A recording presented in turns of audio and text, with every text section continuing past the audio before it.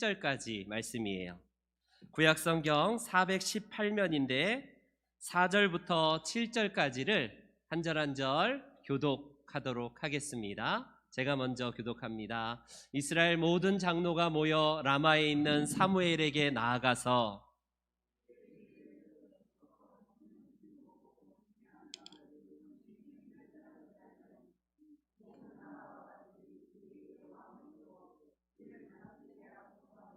우리에게 왕을 주어 우리를 다스리게 하라 했을 때에 사무엘이 그것을 기뻐하지 아니하여 여호와께 기도하매 여호와께서 사무엘 이르시되 백성이 내게 한 말을 다 들으라. 이는 그들이 너를 버림이 아니요 나를 버려 자기들의 왕이 되지 못하게 함이니라. 아멘. 이번 주간 우리가 사무엘상을 통독할 텐데 우리 잠깐 영상을 보면서 우리가 함께 사무엘상을 어떻게 통독할지를 묵상하도록 하겠습니다.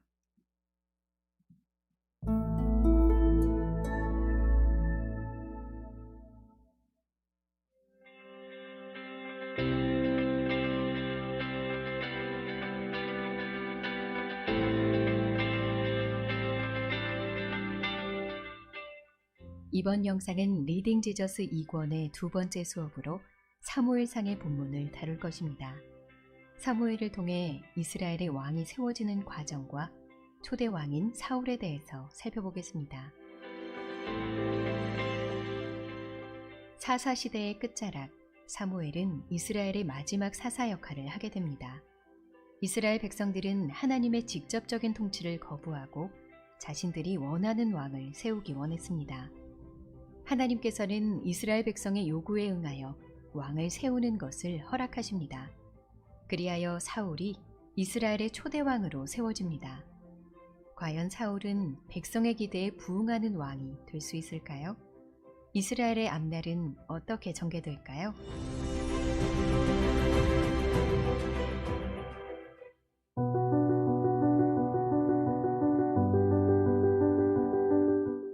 사무엘상은 자식이 없어 괴로워하는 한 여성 한나의 이야기로 시작됩니다. 아이를 바라던 한나는 실로에 있는 하나님의 집에서 슬픈 마음을 토로하며 기도합니다.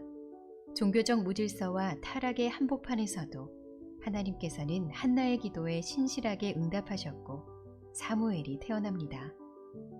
어머니 한나의 서원대로 사무엘은 태어날 때부터 구별된 삶을 살아갑니다. 아이 사무엘이 점점 자라매 여호와와 사람들에게 은총을 더욱 받더라. 이와 대조적으로 엘리 제사장의 아들 홈리와 비느하스는 극도로 타락한 당시의 실상을 행실로 보여줍니다. 이러한 종교적 타락으로 인해 하나님의 말씀이 희귀하던 때에 어린 사무엘이 여호와의 전에서 자던 도중 하나님의 음성을 듣게 됩니다. 하나님께서는 사무엘에게 엘리 제사장의 집을 심판하시겠다고 말씀하십니다.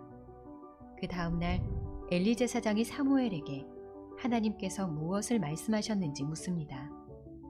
전하기 어려운 내용이었지만 사무엘은 어려운 첫 사명을 신실하게 감당합니다. 선지자의 직무는 진실을 말하는 것이었기 때문입니다. 그 이후 하나님께서는 사무엘에게 말씀하시고 그를 통해 온 이스라엘에 당신의 뜻을 전하십니다.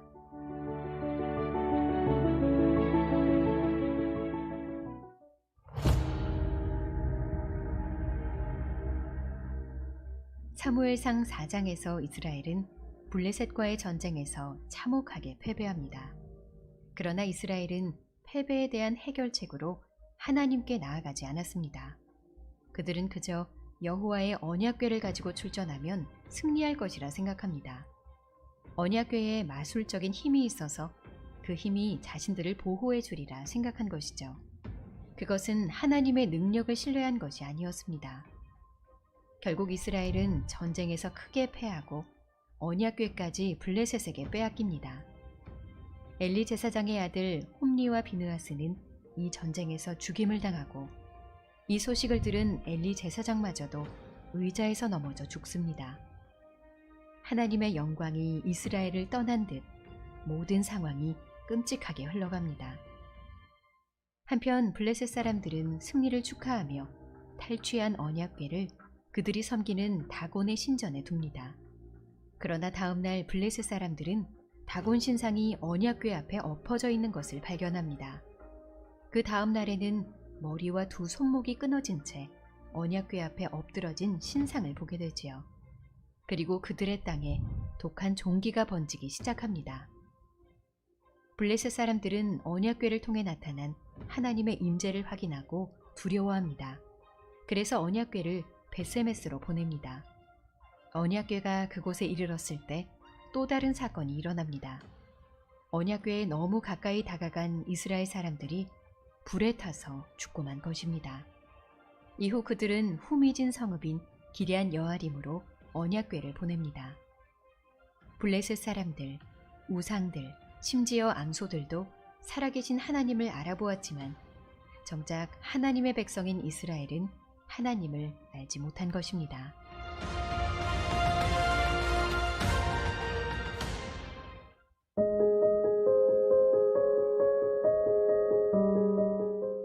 사무엘상 7장에서 사무엘은 이스라엘 온 족속에게 이렇게 말합니다. 만일 너희가 전심으로 여호와께 돌아오려거든 이방 신들과 아스타롯을 너희 중에서 제거하고 너희 마음을 여호와께로 향하여 그만을 섬기라. 그리하면 너희를 블레셋 사람의 손에서 건져내시리라.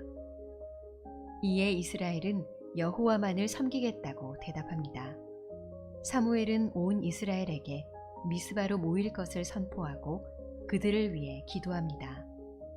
이스라엘 백성은 사무엘의 말에 순종하여 미스바에 모입니다. 그리고 그곳에서 종일 금식하며 하나님께 자신들의 죄를 아뢰는 회개의 기도를 드립니다. 그때 블레셋이 이스라엘 백성을 치러 미스바로 올라옵니다. 이 소식을 들은 이스라엘 백성들은 두려워하며 사무엘에게 기도를 요청합니다. 사무엘은 어린 양을 가져다 여호와께 온전한 번제를 드린 후 부르짖으며 기도합니다. 하나님께서는 그 기도에 응답하시고 기적을 베푸십니다. 큰 우레를 발하셔서 블레셋을 어지럽게 하시고 흩어버리신 것입니다.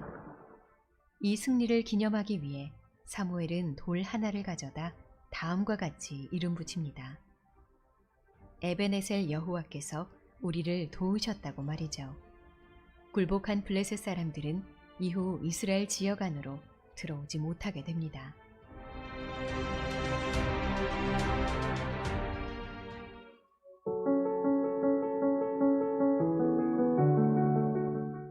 사무엘상 8장에서 이스라엘은 모든 이방 나라처럼 자신들에게도 왕을 세워달라고 사무엘에게 요청합니다. 우리도 다른 나라들 같이 되어 우리의 왕이 우리를 다스리며 우리 앞에 나가서 우리의 싸움을 싸워야 할 것이니이다. 하나님은 사무엘을 통해 이스라엘 백성에게 승리를 주셨고 적들로부터 안식을 누리게 하셨습니다. 그런데 이스라엘은 왜 왕을 요구했을까요? 첫째, 이스라엘은 하나님의 백성으로 부름받은 구별된 나라였지만 다른 나라들과 같아지기를 원했습니다. 둘째, 눈에 보이는 왕이 자신들을 이끌어주길 원했고 전쟁 가운데 앞장서서 싸워주기를 원했습니다. 셋째, 하나님께서 그들에게 필요한 모든 것을 주셨지만 하나님 없이도 어려움에 대처할 수 있는 영구적인 체제를 원한 것이죠. 결국 이스라엘은 언약궤에 쏟았던 헛된 믿음을 왕정 체제로 옮긴 셈이었습니다.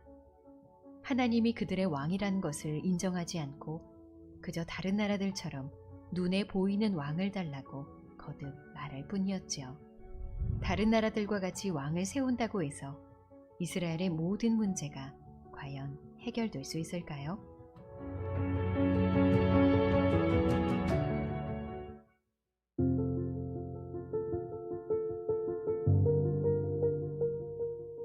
하나님께서는 이스라엘의 요청대로 왕을 세우도록 허락하십니다. 온 백성의 기대 속에 세워진 이스라엘의 초대 왕은 사울이었습니다.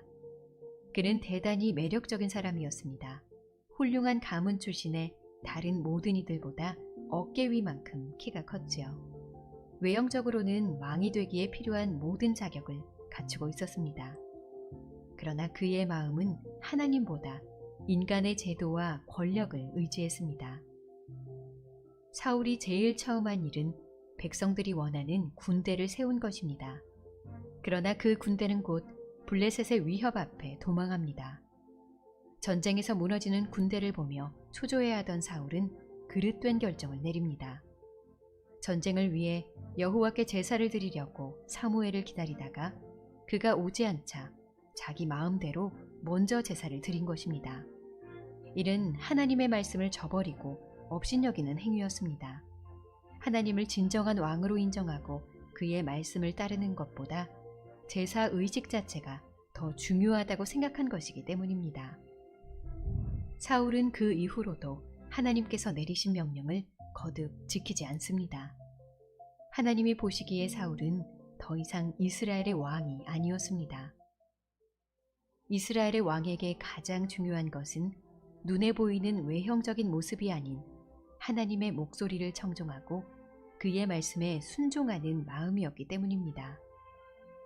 하나님께서는 여호와의 마음에 맞는 사람, 마음이 온전히 여호와를 향한 사람을 찾아서 이스라엘의 왕으로 세우실 것입니다.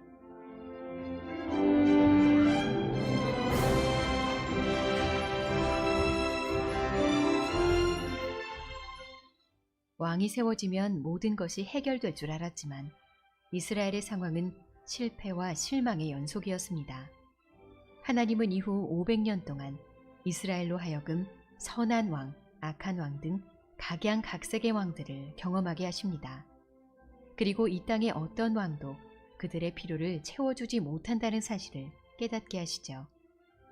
이 땅의 왕에 대한 실망은 오히려 진정한 왕을 향한 기대와 소망을 불러일으킵니다. 사리사욕을 채우는 왕이 아니라 백성에게 생명과 평강을 누리게 해줄 참된 왕을 기다리게 되는 것이죠. 그 소망은 마침내 예수 그리스도께서 오심으로써 성취됩니다.